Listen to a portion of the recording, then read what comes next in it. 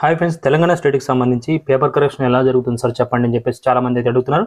వాళ్ళ కోసం అయితే ఈ వీడియో నచ్చినట్లయితే లైక్ చేయండి, మీ ఫ్రెండ్స్ వాళ్ళు కూడా షేర్ చేయండి. తప్పకుండా షేర్ చేయండి, ఎందుకంటే వాళ్ళు కూడా తెలుసుకుంటారు, వాళ్ళు కూడా హ్యాపీగా ఫీల్ అవుతారు. సో తెలంగాణ స్టేట్కి సంబంధించి 5 నుంచి అయితే ఎగ్జామ్స్ స్టార్ట్ అయ్యాయి కాబట్టి మరి పేపర్ కరెక్షన్ ఎప్పటి నుంచి స్టార్ట్ అవబోతుందంటే 11 or 12th ఆ డేట్లో స్టార్ట్ అవుతుంది. ఈ నెలలో 11 or 12 నుంచి సాంస్క్రిట్ ఫస్ట్ స్టార్ట్ అవుతుంది. తర్వాత 1 by 1 అక్కడ కూడా స్టార్ట్ అవుతాయి అన్నమాట.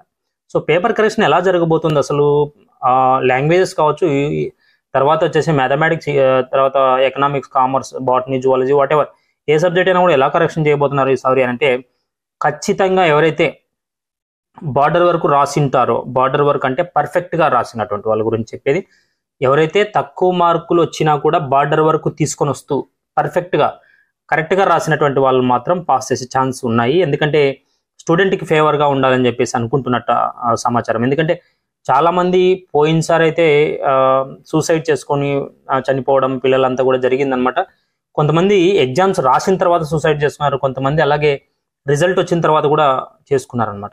సో కాబట్టి వీటిని దృష్టిలో పెట్టుకొని బోర్డ్ ఆఫ్ తెలంగాణ అయితే ఖచ్చితంగా పర్ఫెక్ట్గా బార్డర్ వరకు ఎవరైతే వస్తారో వాళ్ళందరినీ పాస్ చేసే ఛాన్సెస్ ఉన్నాయి. సో 27కి పాస్ అనుకున్నప్పుడు 25, 24 వచ్చిన మ్యాథమెటిక్స్ పాస్ చేసే ఛాన్స్ అయితే ఉన్నాయి.